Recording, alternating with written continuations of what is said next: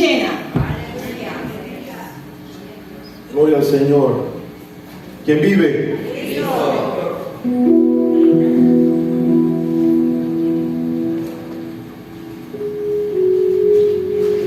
Y a su nombre, denle un aplauso a Jesucristo.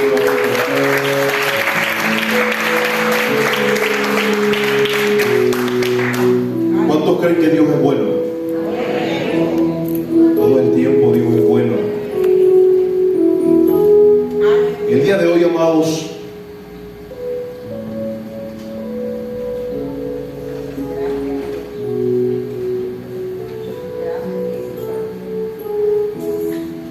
el Señor me dio un mensaje para traer a la iglesia, y sé que es de Dios porque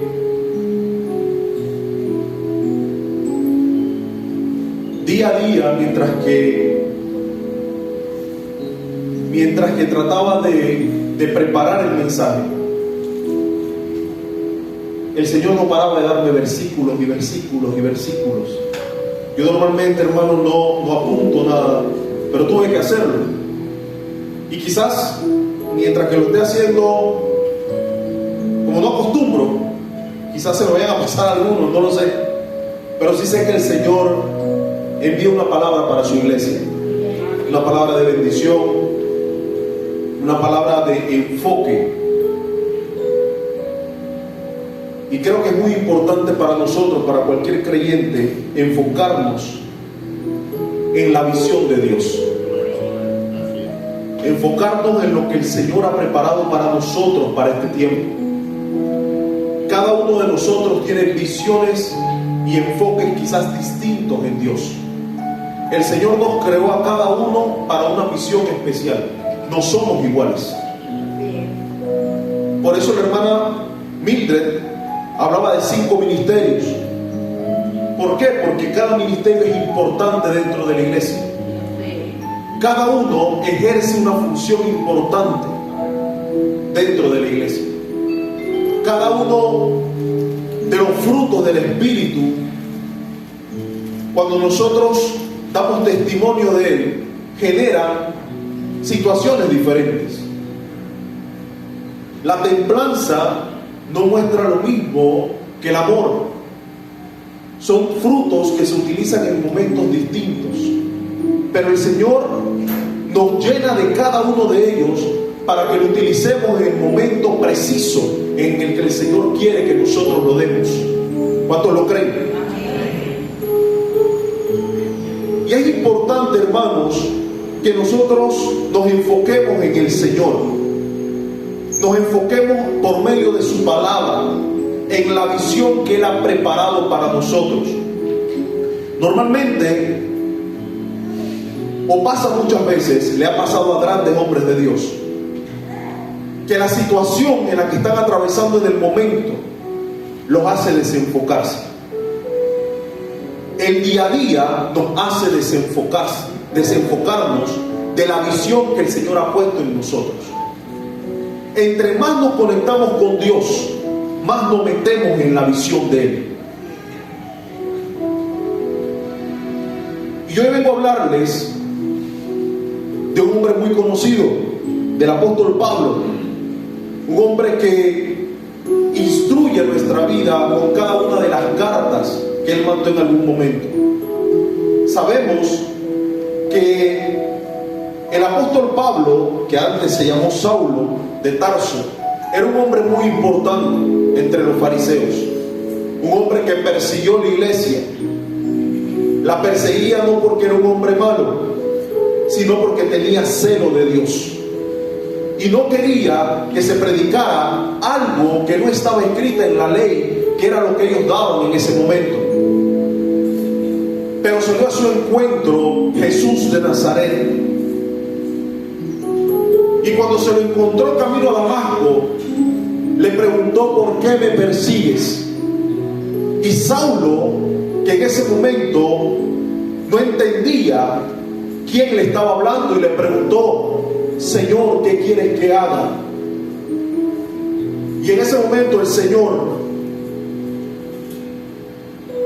dice que lo deja ciego. Luego envía a un llamado Ananías para que le hable a él y quite esas escamas de sus ojos.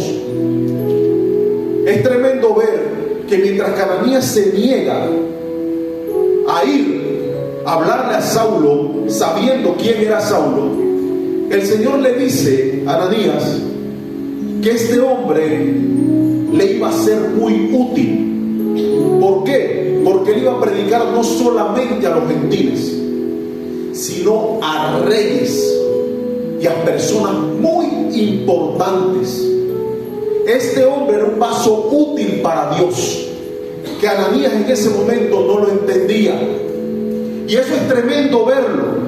¿Por qué? Porque quizás en nuestro pensamiento hay personas que no son vasos útiles.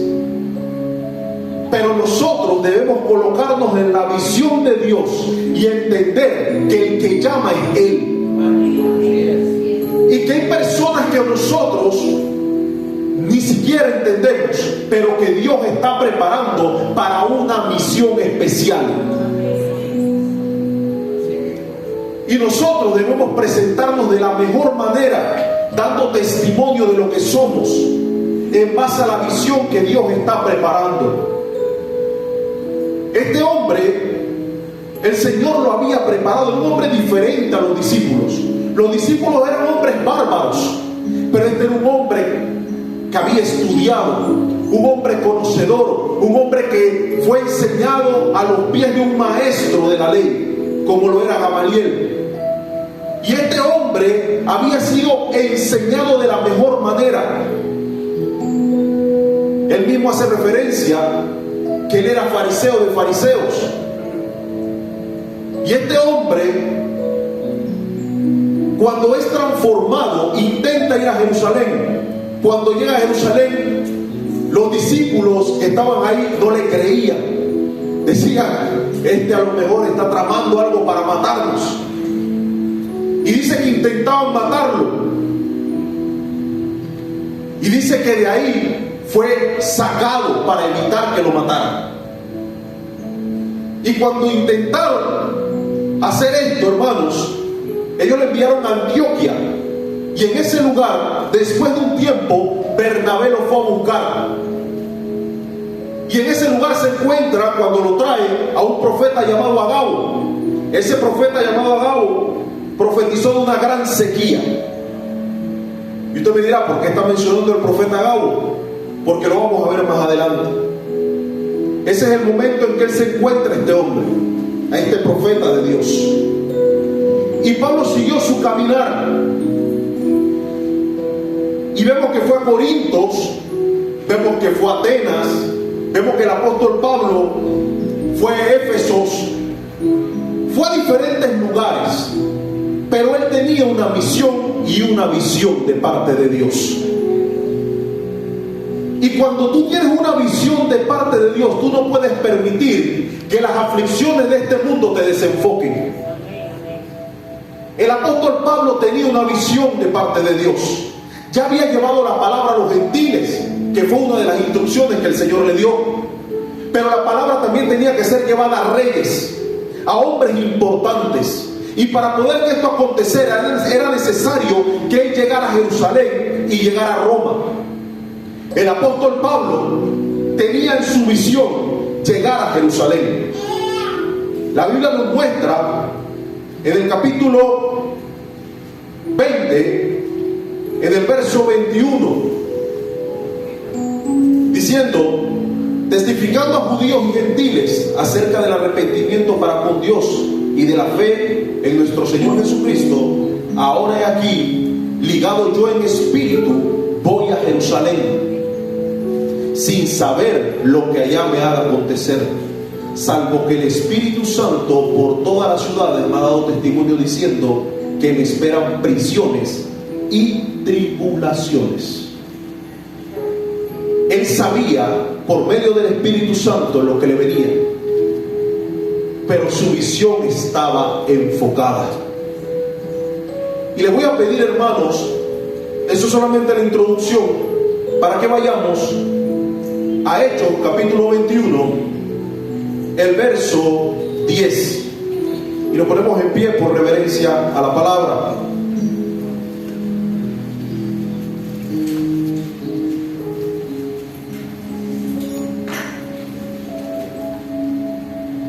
Dice la palabra del Señor en el nombre del Padre, del Hijo y la comunión de su Santo y Divino Espíritu.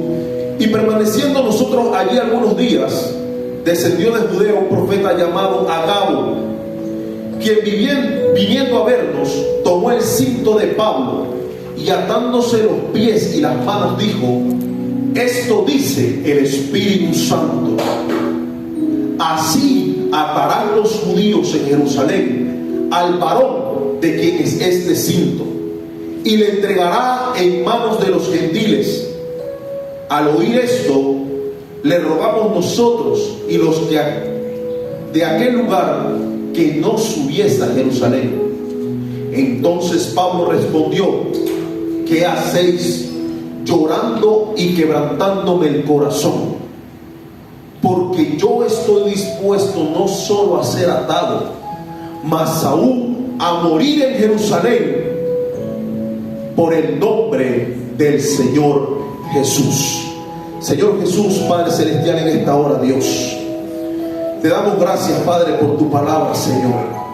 Y te pedimos, Dios, que seas tú, Padre, el que traigas una palabra viva y eficaz a tu pueblo, Dios. Me quito yo, Señor, y sé tú, Padre de la gloria, hablando, Dios, tu palabra, Dios. En el nombre poderoso de Jesús. Limpia los aires, Padre. Muévete, Señor, Padre, en medio de tu iglesia, Padre.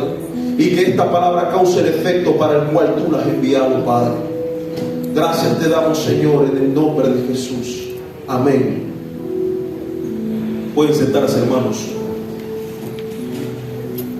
Aquí vemos en el capítulo 20, en el verso 23, el apóstol Pablo está diciendo que salvo que el Espíritu Santo por todas las ciudades me ha dado testimonio diciendo que me esperan prisiones y tribulaciones, pero de ninguna cosa hago caso, ni estimo preciosa mi vida para mí mismo, con tal que acabe mi carrera con gozo y el ministerio que recibí del Señor Jesús, para dar testimonio del Evangelio de la gracia de Dios.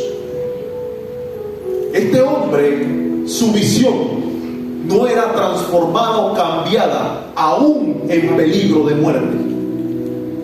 Era un hombre que realmente había sido transformado por Dios.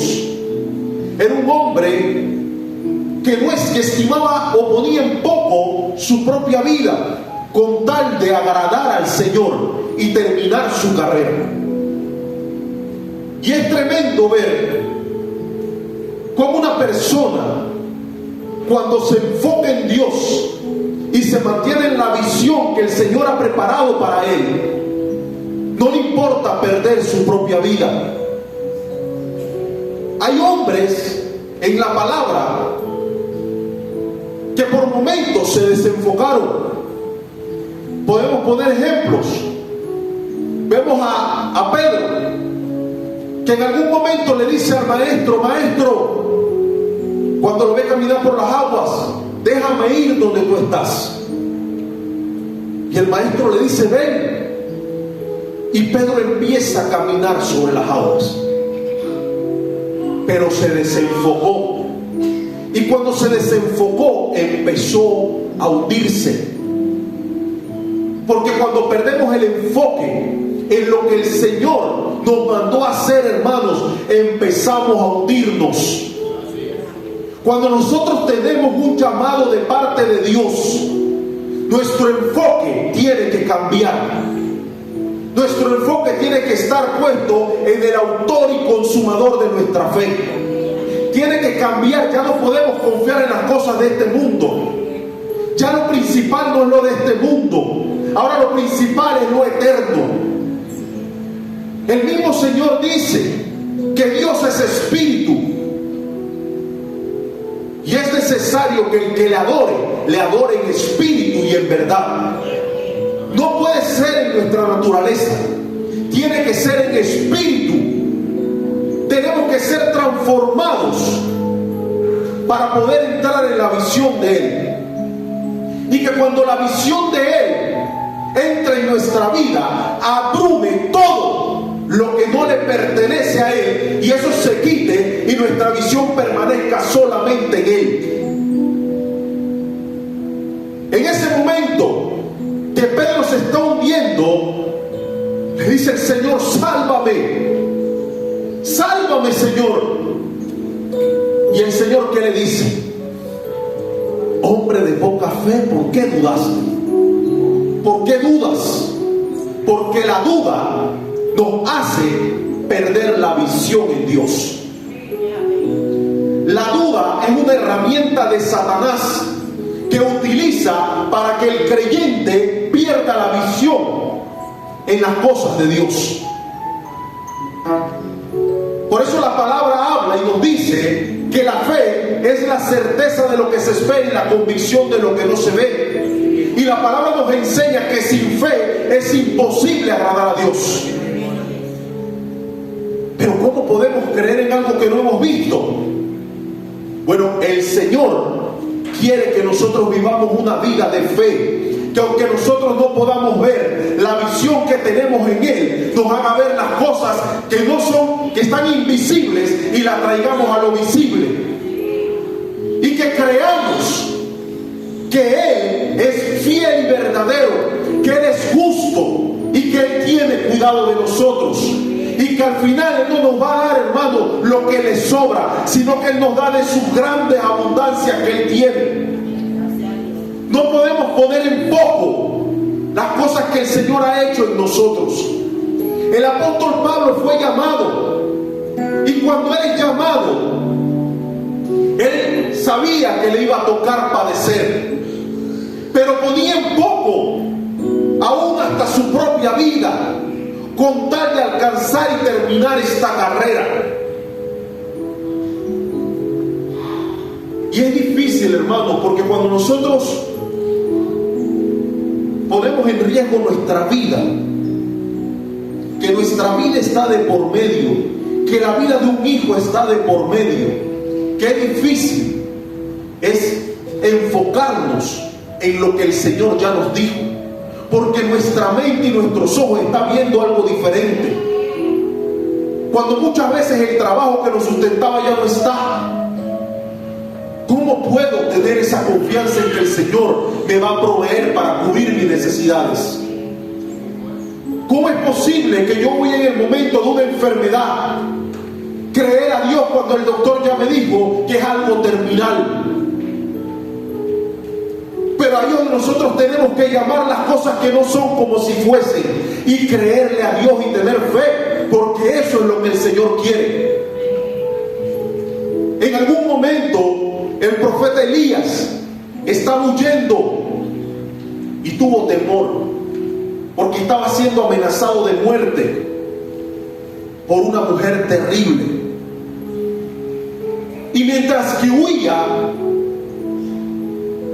tuvo temor y dudó. Mientras que huía, el Señor le dice: ¿qué haces aquí? ¿Y cuál es la respuesta de Elías? Solamente he quedado yo. Ya, acaba conmigo, porque solamente estoy yo. Y eso pasa cuando vemos la visión de nosotros. Elías solamente se veía a él sirviéndole a Dios. Todos los demás se fueron detrás de los Baales. Solamente he quedado yo. Solamente soy yo. Y muchas veces nosotros cuestionamos a Dios y le decimos: Señor, ¿pero por qué pasa esto? Si yo estoy luchando contra eso y tú ves que se manifiestan siempre las mismas cosas. Si estoy en mi trabajo, yo estoy haciendo las cosas bien, pero no me dan mérito por eso, sino que llaman o le dan mérito a que la hace mal. Y nos enfocamos en nosotros y vemos las cosas desde nuestro punto de vista. Pero el Señor le hace ver a Elías y le dice: un momento, yo me he reservado 7,000 que no se han arrodillado ante Baal. Porque el Señor, hermanos, ve lo que nosotros no vemos. Pero el desenfoque nos hace creer que estamos solos. Muchas veces estamos atravesando circunstancias difíciles y nos sentimos solos, nos sentimos destruidos, nos sentimos derribados y perdemos el enfoque de lo que el Señor quiere para nosotros. Y tenemos ejemplos como esos, muchos ejemplos de hombres que en algún momento se desenfocaron. Hombres como Sansón, que desenfocó su misión para el cual el Señor lo había llamado. Pero también hay hombres que podemos ver en la palabra que no se desenfocaron. Podemos ir a Primera de Samuel, capítulo 17.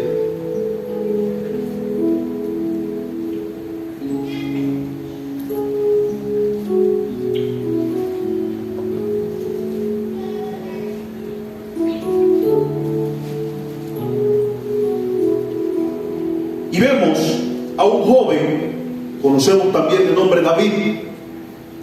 David fue ungido por el profeta Samuel. Fue llamado para ser rey. Pero en ese momento puntual en el que vamos a leer, estaba llevando comida a sus hermanos.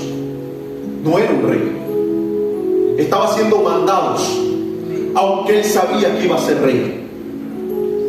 Y en el verso 20 del capítulo 17 dice que se levantó pues David de mañana y dejando las ovejas al cuidado de un guardia, se fue con su carga como Isaí le había mandado, y llegó al campamento cuando el ejército salía en orden de batalla y daba gritos de combate. En el verso 24 dice: y todos los varones de Israel que veían a aquel hombre huían de su presencia y tenían gran temor. ¿De quién huían? De Goliat. Porque Goliat confrontaba al pueblo de Israel. Y el temor de ellos, aunque sabían que ellos eran el pueblo de Dios, no les permitía enfocarse. No entendían que Dios era el que daba la victoria. Y vemos entonces en el verso 31 que dice, o en el 30 dice: y apartándose de él hacia otro preguntó de igual manera, y le dio el pueblo la misma respuesta de antes, y fueron oídas las palabras que David había dicho, y las refirieron delante de Saúl, y él lo hizo venir. Dijo David a Saúl: no desmaye el corazón de ninguno a causa de él, tu siervo irá y peleará contra el filisteo. Si nos vamos más adelante, en el verso 37, añadió David: Jehová, que me ha librado de las garras del león y de la garra del oso, él también me librará de la mano del filisteo. Y dijo Saúl a David: ve y Jehová esté contigo. La visión de David le hacía entender que el Dios que había tenido cuidado de él lo iba a seguir cuidando. Y la visión que usted tenga, los que están a su alrededor van a ser contagiados por medio de ella. Saúl en ese momento entendió que este joven no era cualquier joven. Este joven era un hombre que estaba confiando, era un hombre que tenía visión, era un joven que estaba siendo preparado para algo especial.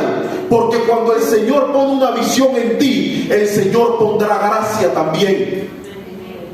Y aquí vemos entonces que David va y pelea contra el gigante y lo vence. Porque cuando tu visión está puesta en el lugar correcto, tú conoces y sabes que Dios te va a dar la victoria. Vemos otro ejemplo en Daniel capítulo 3, el verso 13 al 18 nos habla acerca de tres jóvenes: Sadrach, Mesach y Abednego. Estos jóvenes, en algún momento vemos que el rey Nabucodonosor construye una estatua y todos tenían que inclinarse ante ella, aún poniendo en riesgo su vida si no lo hacían.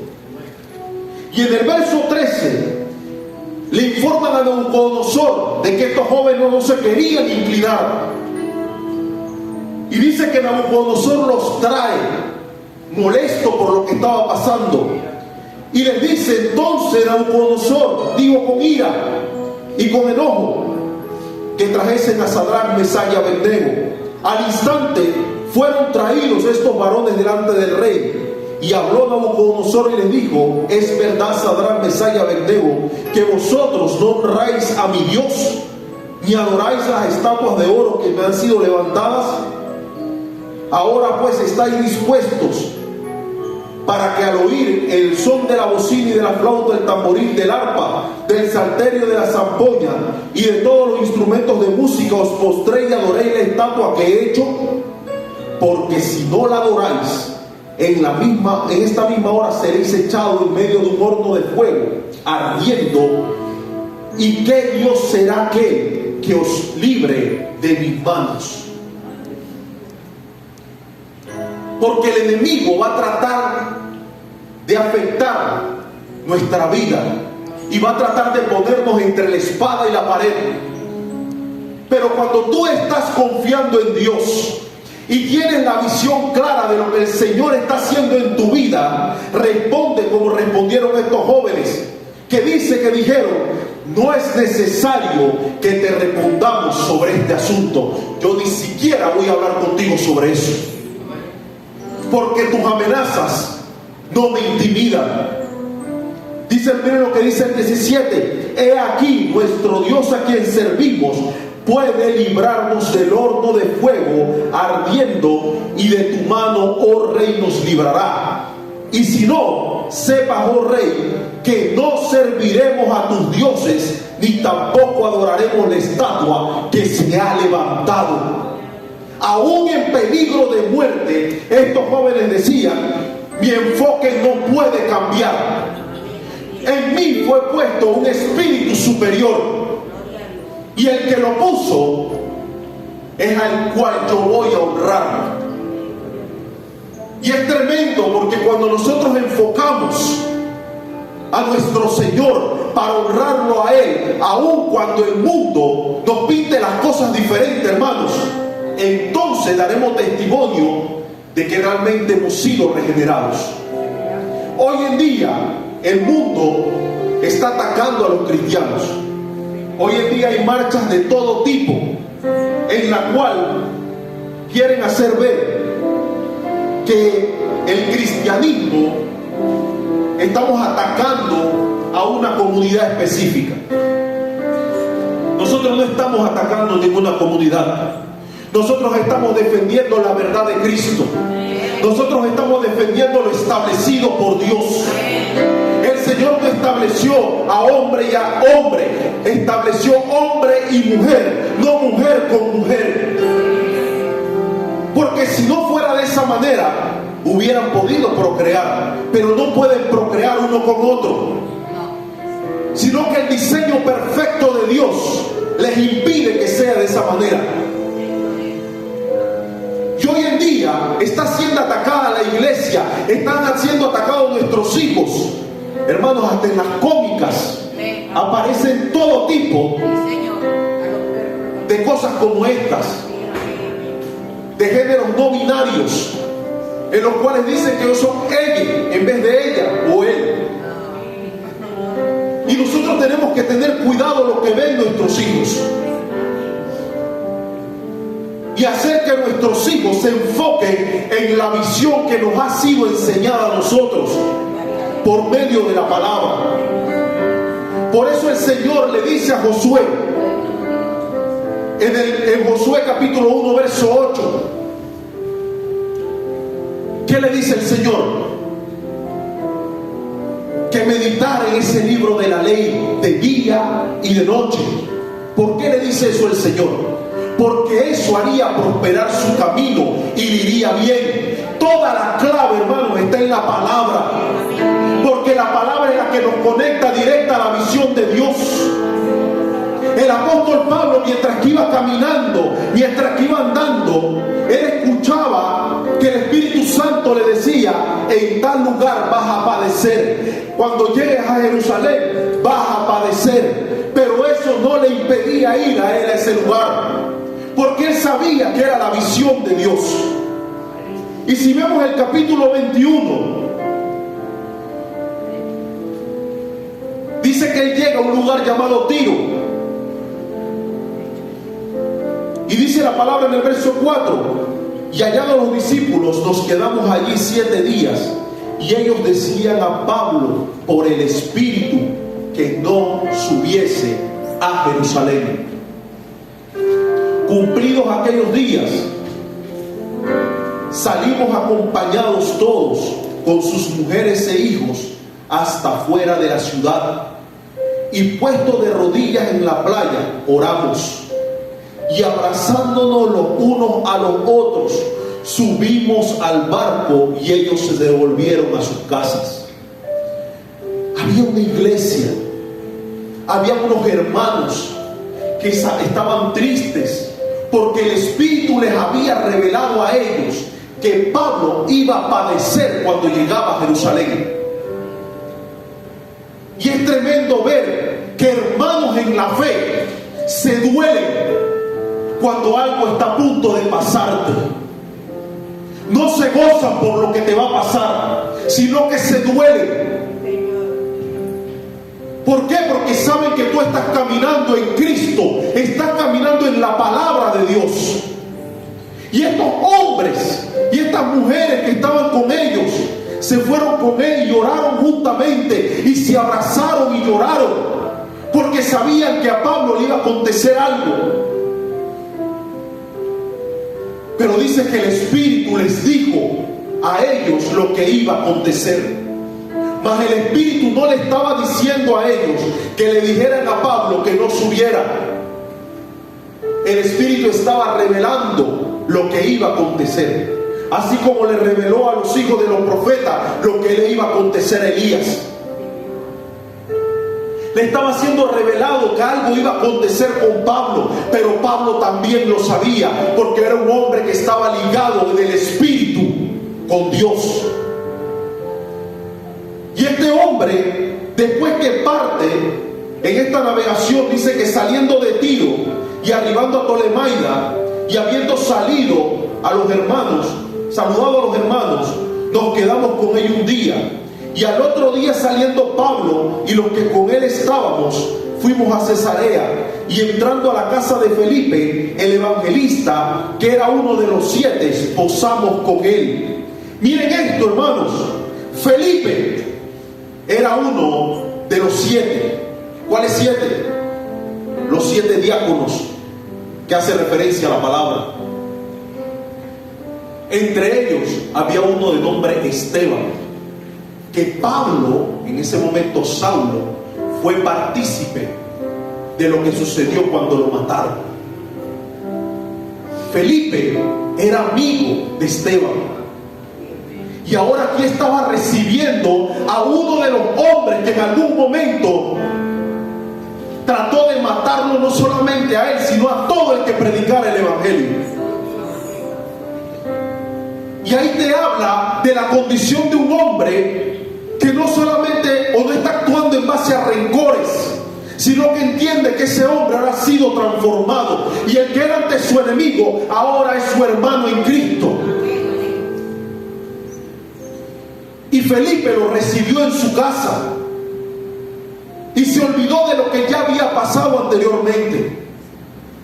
Dice que ese hombre era un evangelista. Recordemos que él fue a Samaria en algún momento y hubo un gran avivamiento, y de Samaria el Señor lo mueve para que le hable un etíope. Felipe era un hombre guiado por el Señor. Es la primera vez que se menciona la palabra evangelista, y dice que tenía 4 hijas, las cuales eran profetisas. Quiere decir que este hombre daba testimonio por medio de su familia lo que Dios había depositado en él.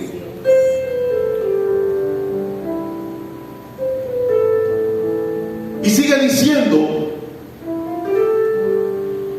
en el 11, quien viniendo a vernos, en el 10, y permaneciendo nosotros allí algunos días, descendiendo de Judea, un profeta llamado Agabo, que fue el que vimos en el versículo del capítulo 11, quien viniendo a vernos tomó el cinto de Pablo y atándoselo a los pies y a las manos dijo: esto dice el Espíritu Santo, así atarán los judíos en Jerusalén al varón de quien es este cinto, y le entregarán en manos de los gentiles.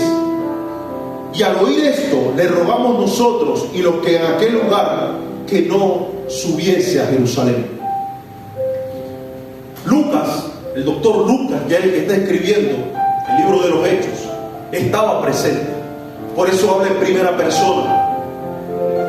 Y era un hombre de Dios. Y los que estaban con él eran hombres de Dios. Y le rogaban y le decían: no subas. No subas porque te van a acontecer cosas terribles. Y no quiere decir que estos hombres no estaban conectados con Dios, pero amaban tanto a este hombre que le decían: no vayas porque vas a padecer. Y muchas veces nosotros, si no entendemos la visión del hermano, no entendemos por qué Dios lo está llevando a X lugar o a X condición. Y desde nuestra propia visión podemos creer que está equivocado, que no es lo correcto lo que está haciendo. Pero aquí la palabra nos muestra que aunque estos hombres le rogaron a Pablo y le decían: no vayas porque vas a padecer, el apóstol Pablo tenía muy clara la visión que el Señor había puesto en él. Y dice que Pablo le responde: ¿qué hacéis llorando y quebrantándome el corazón? Porque yo estoy dispuesto no solo a ser atado. ¿Cuántos aquí están dispuestos a ser atados? Y más que ser atados, ser vituperados, ser menospreciados, ser señalados por causa de la palabra de Dios. Porque muchas veces, por el celo a la palabra de Dios, si usted está viendo que se está haciendo mal, usted lo tiene que decir, aunque a los que están a su alrededor no les guste. Porque muchas veces creemos que el evangelio es decir: todo está bien aunque todo esté mal. Porque el celo de Dios a las cosas de Dios nos hace ver las cosas y decirlas. Ahora hay que saber decirlas. No es de cualquier manera. No estamos puestos en posición de jueces a creer que podemos cuestionar ahora todo. Y ir donde tu hermano y señalarlo y regañarlo. No es así. Pero usted se acerca en amor y usted le dice a su hermano: esto no está bien, estamos haciendo mal. El apóstol Pablo le dice a ellos: ¿qué están haciendo? ¿Por qué lloran? ¿Y por qué me quebrantan el corazón? Yo quiero que usted esté claro en algo. Yo no solamente estoy dispuesto a ser atado, yo estoy dispuesto a morir por Jesús de Nazaret, el que murió por mí en una cruz.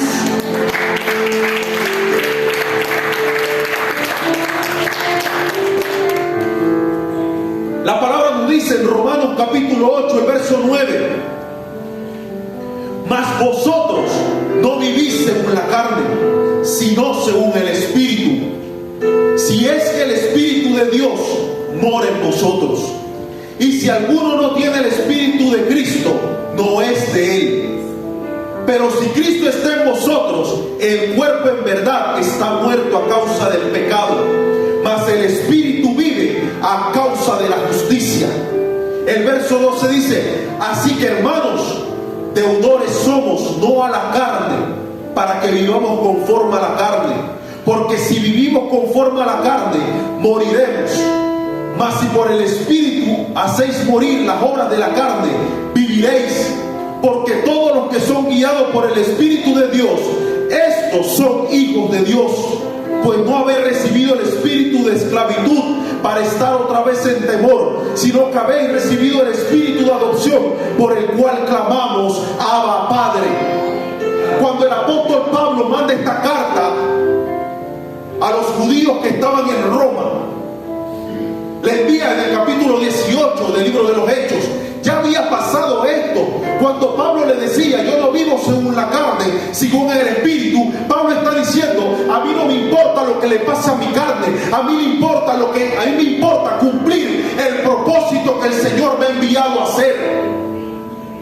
Y cuando nosotros vivimos enfocados en base a lo que el Señor nos ha mandado a hacer, no importa lo que suceda en nuestra carne, no importa lo que suceda contra nosotros, al final estamos contentos. ¿Saben por qué, hermanos? Porque hemos agradado al Señor. Por encima de cualquier cosa, nosotros somos llamados a agradar a Dios. Por encima de cualquier cosa, cada uno de los que está aquí arriba, el pastor le tocará tomar decisiones, pero él tiene que agradar a Dios.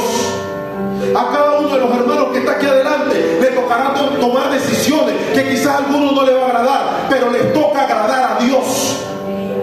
Quizás hay palabras que uno trae y de repente la gente dirá, eso no me gustó, porque no me dijeron que viene una bendición. Pero al final a mí me toca agradar a Dios. Yo no puedo predicar lo que las demás personas quieren que les predique, porque al final el Señor me está hablando a mí también. Y el Señor quiere que yo haga una palabra en la cual quiere que entendamos que es necesario meternos en su visión y dejar nuestros deseos a un lado, dejar de vivir en base a mi manera y enfocarme en qué es lo que Dios quiere para mi vida. Vemos que el apóstol Pablo dice en el verso 14, y como no le pudimos persuadir, desistimos diciendo, hágase la voluntad del Señor. Y cuando vemos eso, nos damos cuenta que por medio de su fe, de que por medio de lo que Él muestra ante los que están ahí, estos hombres entienden de que era la voluntad de Dios. Pablo no estaba yendo en contra del Espíritu, Pablo estaba siendo guiado por el Espíritu. Es más, en el capítulo 23, en el verso 11, el Señor lo habla para fortalecerlo. Y miren lo que le dice. A la noche siguiente se le presentó el Señor y le dijo, ten ánimo, Pablo, pues como has testificado de mí en Jerusalén, así es necesario que testifiques también en Roma. Era guiado por el Espíritu.